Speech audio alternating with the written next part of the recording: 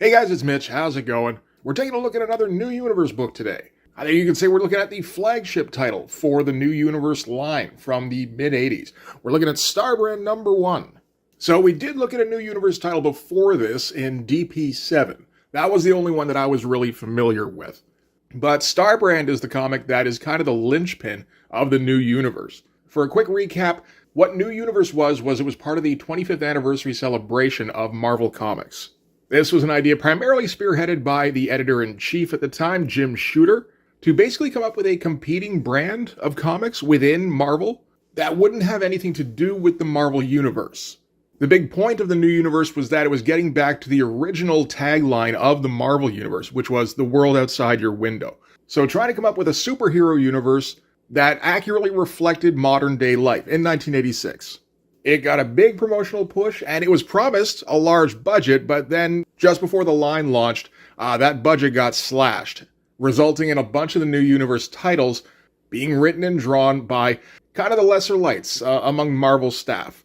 So instead of being drawn by the relative superstars they had, the New Universe books ended up being drawn and written by journeyman creators or rookies, for the most part.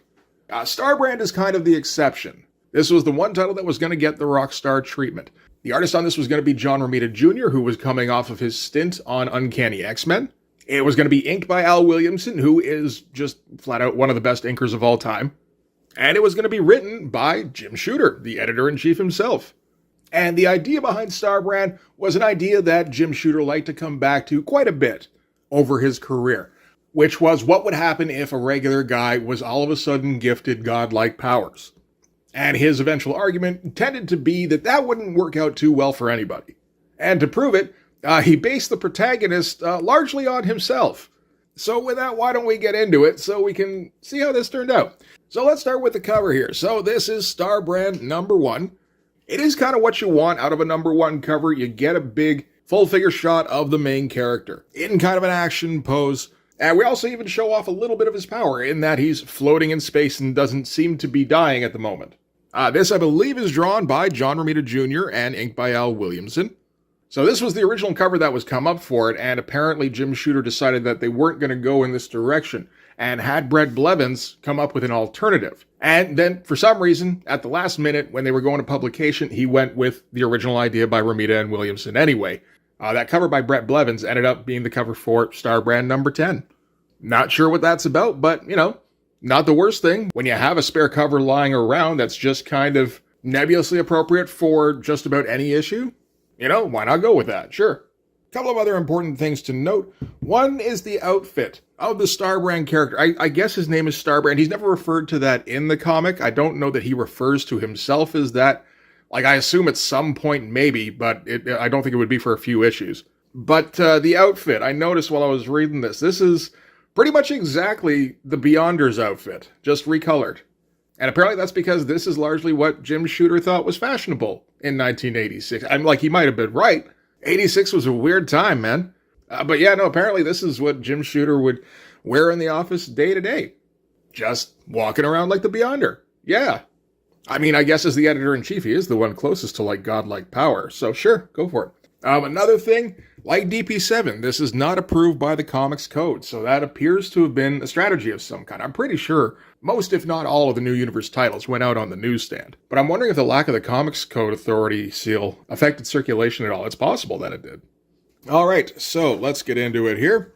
We're going to start out with kind of an unrelated poster splash kind of thing, just showing what Starbrand is going to be capable of eventually. Not at the beginning. It's a pretty good shot. Starbrand lifting a train. It's quite a fine drawing of a train, no doubt. And, impressive shot. And then you turn the page and it's like, oh, okay, that didn't have anything to do with anything. Maybe? I don't know. He is still wearing a jacket very similar to his Starbrand jacket. So maybe his day job is lifting trains and then, this is his commute home on his dirt bike. But, okay, so we're going to meet our hero here, whose name is Ken Connell. We're not going to find that out for a fair bit of this, because there's very little in the way of narration, and obviously he doesn't refer to himself by his own name. Ken's just cruising around on his dirt bike. You get the impression he does a lot of this. This is his primary mode of transportation, I think because Shooter likes the juxtaposition of an all-powerful being who gets around on a dirt bike. You know, for another thing, dirt bikes were just kind of cool in 1986. And I mean, like, Jim Shooter himself was kind of a blue-collar guy who grew up in Pittsburgh. So having this guy be an auto mechanic with the dirt bike, that appealed to him. So anyway, yeah, cruise around the dirt bike. We get all sorts of very, like, choppy thoughts. As, you know, this is kind of meant to be like a realistic thought pattern while he's trying to keep the bike upright, you know, keep from splatting his brains all over the landscape. So, you know, thinking like, steep, too steep, nope, fishtailing, stay on it, lay on the bars, don't want to endo back down, long walk to the car. So, I mean, you might expect to get sort of an exposition dump here, where we learn about our hero, we learn about his current circumstances, maybe something that's been preying on his mind lately, or just, you know, what his situation is these days. Like, oh man, gotta get back to the auto body shop before 5 or something so I can pick up my stuff and go out on my date with girl I know, whose name is this. Boy, I sure like going on dates with girl I know. You know, something like that. But this is kind of Jim Shooter, again, reasserting the idea of realism. Trying for realistic characters in a realistic world with realistic physics. So when you're on a dirt bike, you don't tend to have very deep thoughts about your current situation. You're just trying not to injure yourself. And while he's biking around, he happens upon this area that's been completely kind of leveled, really. And no discernible reason why. At first he thinks maybe it was a fire, and then he's like, no, a lot of those trees look broken down. Looks like the place was bombed. And then he thinks, weird. It's like, well, yeah, that's a word for it, I guess. I do like how the art looks. Around this time, like, I didn't read much of John Romita Jr.'s run on Uncanny X-Men, because, man, that shit got really sloppy. It just wasn't really for me. We might come back around to it one day. I do have a few of those issues. But, I mean, with Al Williamson doing the finishes on this, it kind of takes it to another level, where sometimes it's a little tough to even tell that is John Romita Jr. Like, this is still early days, before he went super blocky with all of his figures. I mean, you can still see bits and pieces of it here, but Al Williamson is rounding a lot of the edges off and providing some really nice line work. So, I mean, the most noticeable thing about John Romita Jr. here is the storytelling. John Romita Jr. has always been a great storyteller. You know, even just things like keeping the bike fully in frame, keeping it always pointed left to right as long as it's moving. Even when he comes across the clearing, again, it's coming in from the left. If you drew it coming in from the other side, that would be confusing. It's like, is that even the same bike? The only time there's a turn is at the end here, where we're kind of slowing down and stopping the scene, and that's the appropriate place to use that. So anyway, Ken gets off the bike, and he's still surveying that blasted area, so at least he's still kind of preoccupied with it, even though it did get kind of downplayed there when he saw it. It's not really going to be mentioned in this issue, but the character Ken is extremely tall. He's like 6'5". Again, this is reflective of Jim Shooter. Jim Shooter himself was 6'6", intended to tower over everybody else in the Marvel offices. And Ken here gets called to by some old man who's checking out his bike. And he seems to be kind of speaking nonsense. Ken's like, who are you? How'd you get up here? Old man is like, how'd I get down? Here's a better question. I almost didn't make it. I was followed. The guy that followed me wouldn't have been any trouble usually. They weren't much trouble anyway. But it would have been a tighter fight if I wasn't on my last legs. So obviously Ken has no idea what that even means. But he's like, wait, okay, so do you have something to do with that clearing over there? It's like, okay, that's not a bad logic deduction. Okay. And old man's like, here, I wanted to give you something. And Ken's like, okay, well, if you're going to give me something, give it to me. And he's like, okay, look at my eyes. And he's got the white shiny eyes. Oh, hey, look, it's Bonkers. Man, Bonkers were great. I haven't seen Bonkers in like 40 years. So after looking in the old man's eyes, Ken wakes up the next morning. So I guess that old man roofied him somehow. His bike is still right by him, so, you know, at least that didn't get jacked. And he starts to recall the conversation that he had with the old man. So it seems like the old man kind of put him into some kind of hypnotic trance, maybe so that the information he gave him would stick in there a bit better. There's no real reason given for it, particularly considering that we're cutting right to that information. It's a bit of an odd choice. But he tells him about this power that's really a weapon, and then shows him this tattoo on his arm. He says this is the Starbrand. So the wielder of this tattoo, and the person wielding the weapon, needs to protect people. I can't do it anymore because I'm dying, so I'm going to pass it on to you Green Lantern style. And now the Starbrand is stuck on the palm of his hand. And now flash back to present time, and he's like, oh shit, right, and checks his hand, and oh man, tries to rub it off, but that's not coming off anytime soon. And he starts calling out for the old man, looks around, Comes to the edge of a cliff here and looks at the bottom. Look at that, and apparently that's the old man down there. It's like, oh shit. And he kind of slides down the embankment here and looks at what appears to be the corpse. And upon closer inspection, it doesn't appear to be human. It's a little hard to tell. It's kind of an odd drawing. I will say it doesn't look human, sure. So that would suggest that he's probably some kind of alien or something, which is something that kind of caused a stir at the Marvel offices. Because as I said before, one of the big deals about New Universe was that it was going to be realistic physics in a realistic world, which meant no aliens, no magic, and no highly advanced technology. And yet, in the flagship title, that the editor-in-chief who's spearheading the movement and who has instituted these rules is writing, has what appears to be an alien wielding a power that is either magic or some kind of radically advanced tech. So, like, what's up with that, boss? How come we can't put that shit in our books? And I don't think that was ever really resolved to anybody's satisfaction. The old man himself was eventually retconned. So to be just like an extremely old man. So I'm not sure why he ended up looking like some kind of mollusk here at the bottom. Or why, there's going to be other beings in this that also appear to be aliens. But whatever, don't have to worry about that in this issue, I guess. So having found the old man's body, he's like, okay, well, he should be buried. So he walks over to the cliff face and pulls a gigantic rock away from what's apparently a cave, using super strength. And then I suppose seals it back up again and then flies up to his bike, which he rides home. And on the one hand, it's like, well, why didn't you fly home? And it's like, well, then he'd leave his bike there. He does still own that bike, right? And this is one of the problems with this book for me, is the fact that he doesn't really seem to have any emotions. He didn't have much of a reaction to that cleared valley there.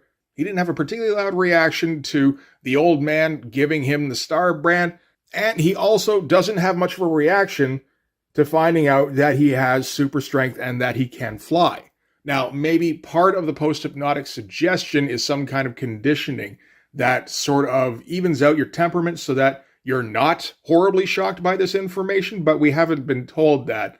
So it just kind of seems like he's some sort of sociopath, maybe. Which again, considering this is a Jim Shooter self-insert, I think all that really says is that Jim Shooter thought, if I was in this situation, I would think about it rationally. I wouldn't get overcome by emotion. And it's like, I think you're wrong, Jim, but that's fine. You go ahead and do what you want. So anyway, he takes his bike home and he's kind of investigating his powers. And he's doing it in a very, kind of clinical way. Sitting in his Pittsburgh t-shirt with his 1986 feathered hair helmet. But first he's thinking just about the brand on his hand and how it seems to get pretty warm. And if he thinks about it, that warmth spreads through his body. And he's like, it's like it becomes my body. And the real me is just smoke, nothing. A template that tells my energy body what shape to take. It's like, I think I know what that means. Okay. It's a little vague, but sure. This is also a guy who doesn't really fully understand what's happening to him and may or may not even have the vocabulary to accurately describe what's happening to him. It should be said regarding how emotionless Ken is about these new discoveries. That's also just kind of a byproduct of the fact that Jim Shooter's going to try and zip through this story. Like, he's got to pack a lot of stuff into this first issue. So he doesn't really have a lot of time for reactions. So again, just something we should note. Anyway, back to this where he's just kind of slowly trying out his new abilities. He's starting to realize that he's got super strength, picks up his couch, accidentally smashes his ceiling a little bit, picks up a weight and just scrunches it up. This is, I assume, the metal handlebar in the middle. And, of course, he's got to try out more of that flying. I think you would. And so he's going to go, just kind of go for a little cruise. And one of the things he wants to do is he wants to show off to people that he's got new abilities. And again, I think that's relatable. Just as a progression, getting powers, then, going home and hiding it for a second while you kind of investigate what the limits of your powers are, and then immediately going, I got to tell the guys about this. I can understand that. So he's going to fly over to his friend Myron's house.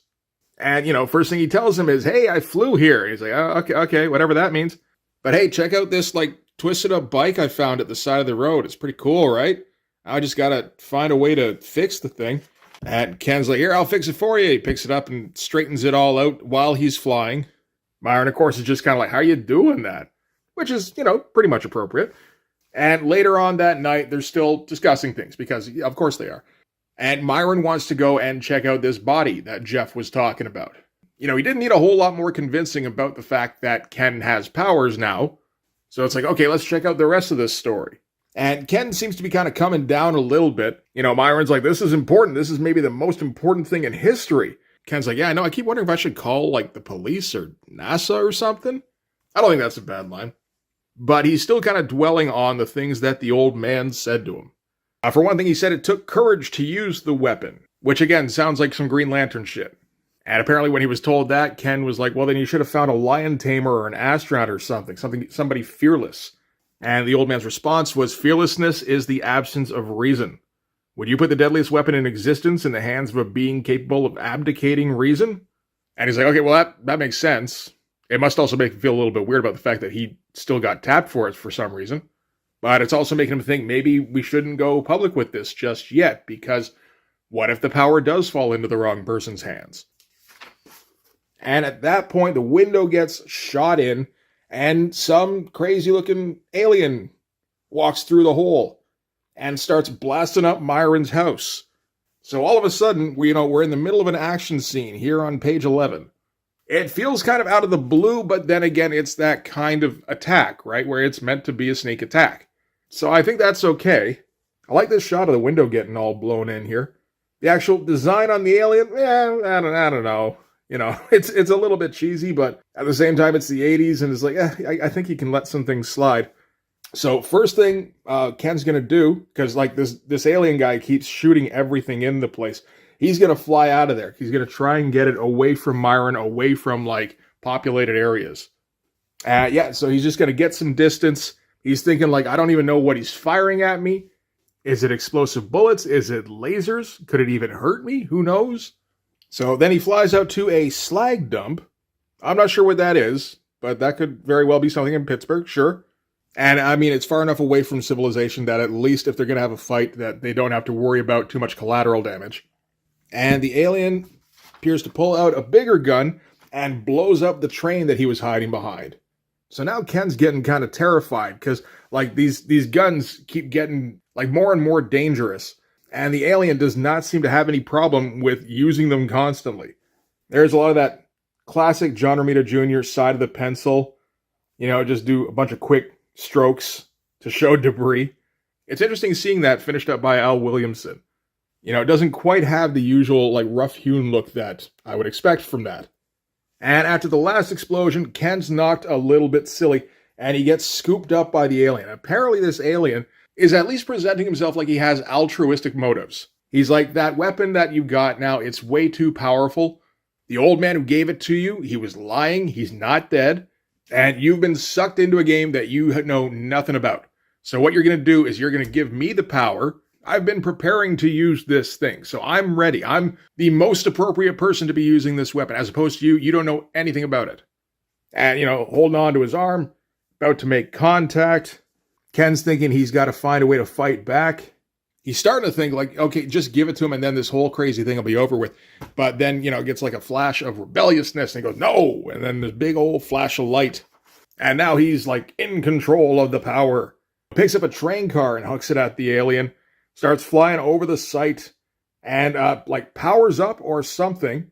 Goes full on Kamehameha. And then we get a really long shot as a bright explosion goes off. Nice shot, nice climax for that sequence. And then afterwards, he's just kind of sitting on one of the slag piles, and all of his clothes have been destroyed in the explosion. Myron walks up, he's like, what's up with that? Ken's like, it's okay, I kind of pissed myself a little bit when he grabbed me anyway, so it's all for the best. And that's going to be the end of that sequence. So later on, we're going to cut to a friend of Ken's. This is Debbie, as in Debbie Fix. And she's based on an old girlfriend of Jim Shooter's named Debbie Fix. And Debbie is kind of a punky girl who seems to be kind of stuck in the friend zone with Ken. She seems to have a crush on him, and he kind of uses her a fair bit. He's going to crash at her place. She's going to take care of him a little bit, make him some chicken soup and shit. Give him emotional support and stuff. And then later on, he's going to go to his girlfriend's place, whose name is Barb. And Barb is more the kind of woman that I guess he sees himself going out with, where she's this, I don't know, like classy dame who's got like upward mobility and shit going on. And, at least he's always got the safety net of Debbie to go back and console himself with if that doesn't work out. And this is kind of part of the deal of the new universe, but I mean, Starbrand in particular, is that Jim Shooter wants these characters to not necessarily be like paragons of virtue. He wants them to be real people. So he's including like some very messy details from his own life, which is kind of admirable, I suppose. At the same time, it's kind of like, well, that doesn't necessarily make a good protagonist. Part of the whole deal with Ken is that he's kind of self-absorbed and thinks in terms of short-term fixes, not really taking into account long-term effects, which are going to cause him some future problems, which is good for a writer in that you're kind of constantly giving yourself story opportunities. You're walking a bit of a tightrope there, though, because you have to make sure that you make your main character likable if you want people to keep coming back to read the book. I'm not entirely sure if Jim Shooter can pull that off, because Jim Shooter, I don't know that he knows how to make likable characters exactly. Particularly taking into account the fact that most people who worked for Shooter hated working for Shooter. Oh, this is another thing with Debbie, is apparently she quacks constantly. Like, she just kind of inserts quacks into conversation, so Ken calls her Debbie the Duck and quacks back at her, and apparently this is another thing that's kind of imported straight from his relationship with the original Debbie Fix. It's obviously meant to be like an endearing little characteristic of this kind of quirky character. It's also incredibly cringy, but that's the 80s anyway, so I don't know, maybe it kind of just fits in. So Ken here, what he's going to do, he's going to check up on that alien story, particularly the bit about the old man not being dead now. He's going to cruise out to the spot where he first met the old man in his, sports car here, which I would not be surprised if this is Jim Shooter's car. Flies down to that mountain, pulls away the rock from the cave, and the old man is no longer lying in the cave. Instead, what's there is this pretty hype-looking outfit that maybe a rock star god from a Secret Wars type dimension might wear. So he picks it up, figures that's a gift that was left behind by the old man, and is able to tell just by feeling it's okay, this is actually tougher than regular clothes. So this is going to be useful for flying around, and if I get into more fights or anything like that. Which seems kind of likely. I mean, he had the power for a day or so, and he's already started getting attacked by aliens. Oh yeah, later on he's going to go check in with Barb because he's got a date with her. Just getting dinner at her place. She's got her 2 kids. They run upstairs to go to bed. And while Ken and Barb are hanging out in the living room, Ken thinks he hears a thump outside like something dropped from the upstairs window. And they run upstairs and they check in the room of one of the little girls and the window's open. And the other one is standing there like she's in some kind of trance and she's got this alien-looking ray gun, which Ken immediately recognizes as one that alien guy was wielding earlier. So he's got to take off immediately. Originally he thought that it was dead, but now that he thinks about it, he's like, I think it did start to fade out a little bit just as that explosion was kicking up. So maybe he teleported away or something. And, later on he's telling Myron about all this. Myron's like, I should let you know that FBI guys have been around going door to door, and they've been asking some weird questions. I didn't tell them anything. I'm even calling from a payphone just in case my line is tapped. So we're starting to get some, paranoia involved in this as well. Maybe 60s sci-fi movie paranoia. And he gets off his phone with Myron just as Debbie is letting herself into the place. And she's just checking up on him because apparently he hasn't been going into work at all recently. And she talked to the owner, and if he doesn't go in soon, he's going to get his ass fired. So again, kind of more real-world problems. And she's like, so what's going on with you? Is it something about Barb? He's like, no, not, well, I mean, it's part of it. No, not really. And she's just like, oh, I wish I could make whatever it is all better. You'll always have me, Maybe even as a rebound or something if the thing with Barb doesn't work out. But we won't talk about that now. And he eventually finishes up his conversation. There's a moment where she finds the alien gun that was in the little girl's room. And he's like, don't touch that. What are you doing? And kind of smacks her hand away. And, kind of hurts her. But he kisses her on the cheek after, so it's all okay. Again, I think we're just kind of showing that Ken's not really a guy who governs himself very well. And next day, he does manage to get himself to work. Apparently worked his ass off today, probably making up a little bit for lost time. And at the end of the day, John here asks if Ken can go up to the roof lot and bring his car down. And then afterwards, he's leaving. He's like, oh, wait, there's my car. I didn't even hear Ken pull up. And wait a minute, I didn't even give him the keys. How the fuck did he do that? The doors are all still locked. The engine's still cold. So obviously he just kind of flew up there and then like carried it down. That's kind of a fun little sequence. And later on, Ken's in his house and he's checking out this new outfit. He's going to try it on and go full superpower for a minute, which means we get a full third of a page devoted to a head-to-toe shot of our character. Because that's as close to a splash page as you're going to get in a Jim Shooter comic, other than that first, poster shot. So he's going to go ahead and out. I assume he's going out to that same area where he first met the old man, because there's no other way that he'd be able to find the ship, I wouldn't think, unless he's got some kind of extrasensory perception or something. And yeah, so the spaceship's right there in the middle of everything. The alien's waiting outside it. So he's ready for the final showdown, but of course, Ken here, he's leveled up. He's got his new armor that deflects whatever this thing's shooting at him. Grabs the pistol out of the alien's hand and crushes it. Get some nice panels here, finally, with a little bit of action. Some nice, fire effects and everything, kind of like mini explosions. Alien tries going for a bigger gun and, it manages to hit him point blank, but again, it doesn't do anything. So Ken here grabs the alien and throws him onto his ship, and the alien takes off. Oh, that was pretty quick. And Ken ends by saying, whether he meant to or not, the old man picked the right man. I've got the power and I'm going to keep it if I have to kick every butt in the universe. And so I guess that's his rallying cry to end on. And that's going to be the end of the issue. All right, so that is Starbrand number 1. It's not, I don't know, in terms of what I think of it, it's not bad. It doesn't grab me or anything. It definitely seems to be one of the best looking books of the New Universe line, at least. But, that was kind of expected going in once I found out John Romita Jr. was drawing it.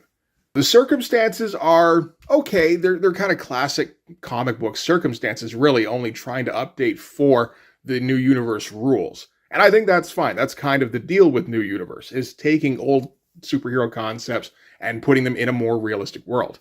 A lot of it kind of comes down to the character not being particularly likable, and I feel like Jim Shooter's going to stick with that and just kind of try to keep him unlikable.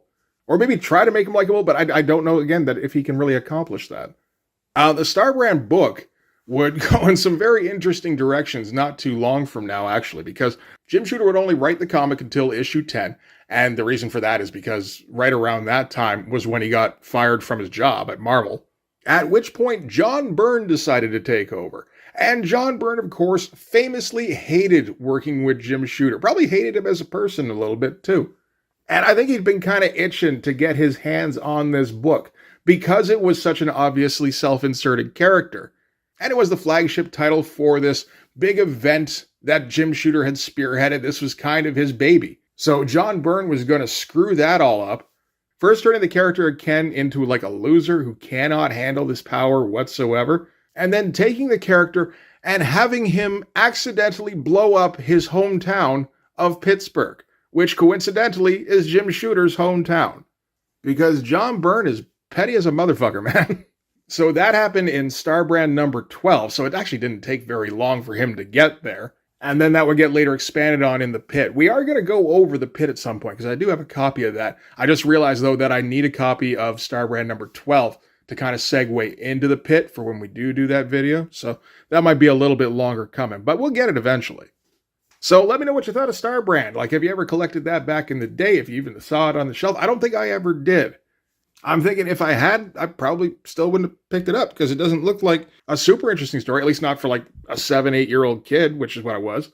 But yeah, let me know if that was different for you. But that is going to do it for this one. So thanks very much for watching, guys. If you got this far, don't forget to hit the like button, hit subscribe if you haven't already. And around this time, you should be seeing a link to my Patreon. If you like, you can also go and check that out. So thanks again for watching, guys. I'll see you in the next one. Bye-bye.